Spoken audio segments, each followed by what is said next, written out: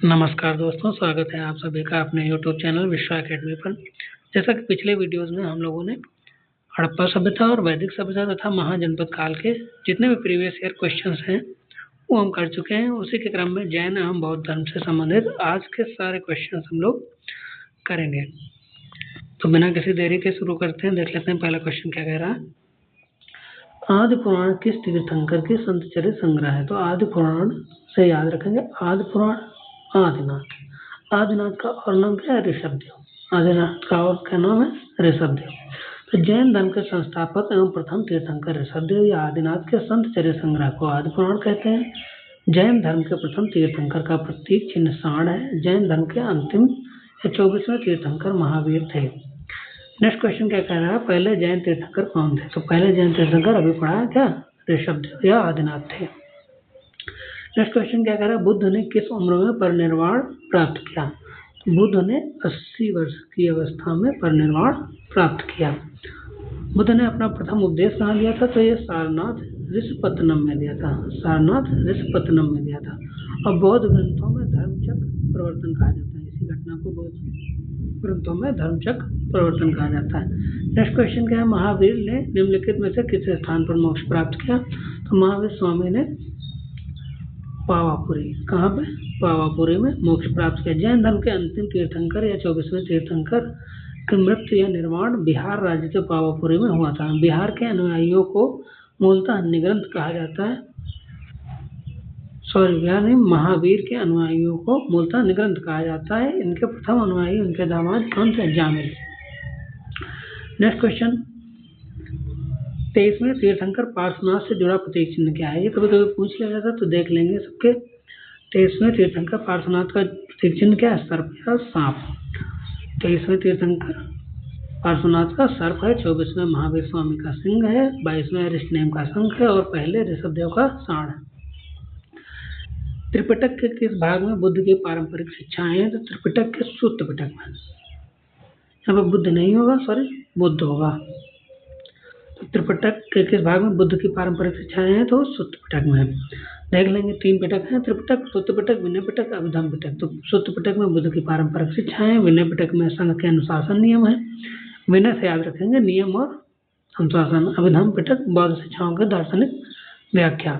बौद्ध धर्म में त्रिपिटक या त्रिपिटक शब्द का अर्थ क्या है? तो ये होता 3 टोकरियां जिनमें बौद्ध की शिक्षाएं हैं, ये 3 संग्रह। नेक्स्ट क्वेश्चन क्या कह रहा है कि जैन धर्म परंपरा में कितने तीर्थंकर हुए? तो 24 तीर्थंकर हुए। जैन धर्म में कुल 24 तीर्थंकर हैं। जैन धर्म के संस्थापक प्रथम तीर्थंकर ऋषभदेव थे और अंतिम कौन था? महावीर स्वामी थे। जैन तीर्थंकरों की जीवनी किसके द्वारा रचित है? तो ये भद्रभाव द्वारा रचित है, कल्प सूत्र में है। नेक्स्ट क्वेश्चन, बुद्ध ने दुख से मुक्त पर अपना पहला उपदेश कहाँ दिया था? तो बुद्ध ने, ये ध्यान रखेंगे, दुख से मुक्त पर पहला उपदेश कहाँ दिया था? ये दिया था आपको सारनाथ।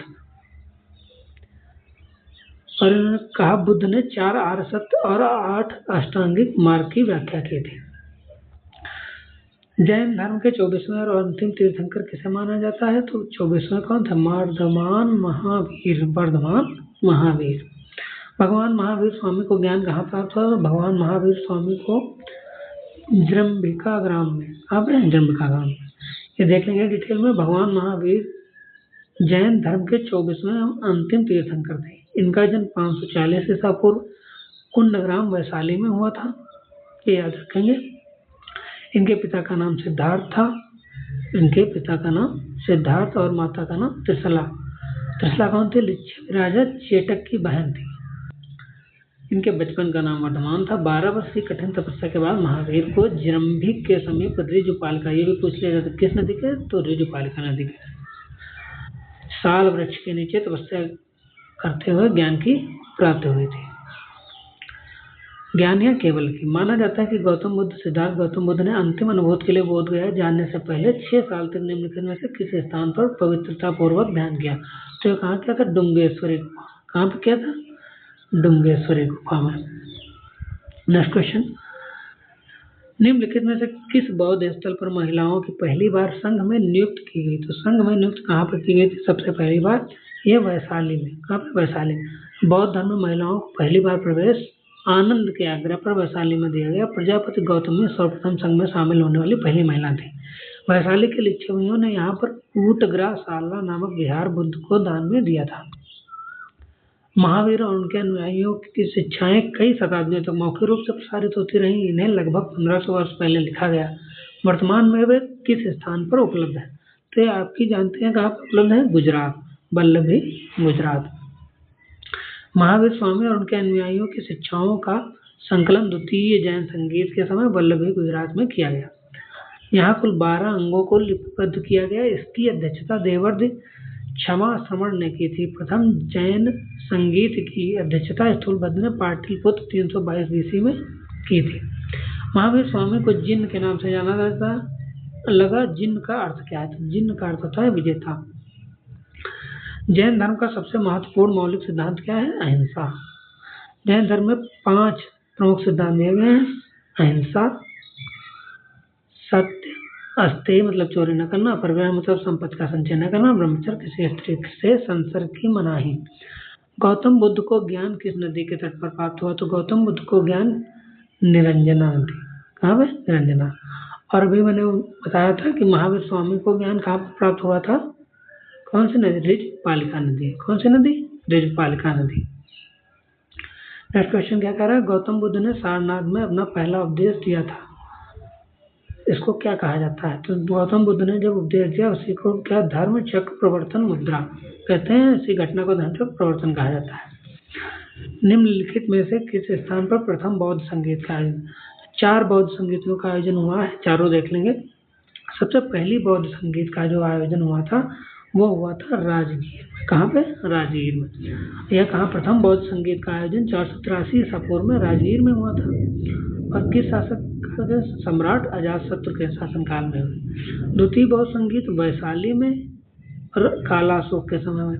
तीसरी बौद्ध संगीत पाटलिपुत्र में अशोक के शासनकाल में। और चतुर्थ बौद्ध संगीत कुंडलवन में हुई थी। और किसके शासनकाल में? कनिष्क के। पहली राजगीर में हुई अजातशत्रु के समय में, दूसरी वैशाली में हुई कालाशोक के समय, तीसरी अशोक के समय में हुई थी पाटलिपुत्र में, चौथी कुंडलवन यानी कश्मीर में हुई थी और कनिष्क के शासनकाल में। 6ठी शताब्दी ईसा पूर्व में जैन और बौद्ध ग्रंथों में कितने महाजनपदों का उल्लेख किया गया है? तो ये 16 महाजनपद सभी को पता होगा। भगवान बुद्ध की 200 फीट ऊंची कांस्य प्रतिमा स्थापित करने का निर्णय कहाँ लिया गया? तो ये 2013 में जब उत्तर प्रदेश में अखिलेश सरकार थी उस टाइम पे ये मूर्ति स्थापित करने का निर्णय लिया गया था। कहाँ पे? जहाँ कुशीनगर में। अब कुशीनगर।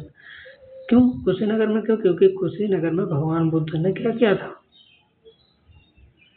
भगवान बुद्ध ने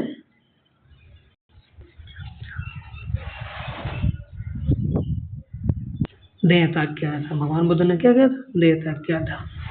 नेक्स्ट क्वेश्चन क्या है? बुद्ध को महापरिनिर्वाण कहाँ प्राप्त हुआ? तो बुद्ध को महापरिनिर्वाण अभी मैंने बताया ना, देख सकते हैं क्या? कुशीनगर में। जन्म इनका कहाँ हुआ था? लुम्बिनी में। ग्रह त्याग 534 ईसा पूर्व में। ज्ञान प्राप्त बोधगया में। मृत्यु कहाँ? कुशीनगर में। किस स्मारक से गौतम बुद्ध ने दुनिया के लिए बौद्ध धर्म के अपने दिव्य ज्ञान का प्रचार किया? तो ये हुआ आपका महाबोधि मंदिर समूह। ये कहाँ पड़ता है? ये बिहार के गया जिले में स्थित है। और इसको एक चीज और याद रखेंगे, जो ये 2002 में यूनेस्को द्वारा विश्व विरासत स्थल सूची में शामिल किया गया है। क्या? महाबोधि मंदिर समूह। ज्ञान प्राप्त करने के बाद गौतम बुद्ध को किस रूप में जाना जाने लगा? गौतम बुद्ध को जिन के रूप में जाने लगा। सॉरी ज्ञान प्राप्त के बाद गौतम बुद्ध को बुद्ध के रूप में जाना जाने लगा। बोध गया एक महत्वपूर्ण बौद्ध तीर्थ केंद्र क्यों है? तो बोध गया क्योंकि यहाँ पर क्या हुआ था? बोध गया में गौतम बुद्ध ने ज्ञान प्राप्त किया था, इसलिए महत्वपूर्ण तीर्थ है। बौद्धों के लिए उत्तर प्रदेश में स्थित सारनाथ क्यों महत्वपूर्ण है? क्योंकि यहाँ पर भगवान बुद्ध ने क्या किया था? अपना उपदेश दिया था। मनुष्य जीवन का सर्वोत्तम ध्येय है कैवल्य, जिसका अर्थ होता है इच्छाओं पर विजय प्राप्त करना। नेक्स्ट क्वेश्चन क्या है? जैन धर्म में 3 रत्न दिए जाते हैं और उन्हें निर्वाण का सही मार्ग। जैन धर्म के त्रिरत्न क्या है? सम्यक दर्शन, सम्यक ज्ञान और सम्यक विश्वास। क्या इसको बोल सकते हैं? सम्यक विश्वास, सम्यक विश्वास, सम्यक ज्ञान और सम्यक आचरण, या सम्यक दर्शन, सम्यक ज्ञान और सम्यक आचरण। नेक्स्ट क्वेश्चन क्या है?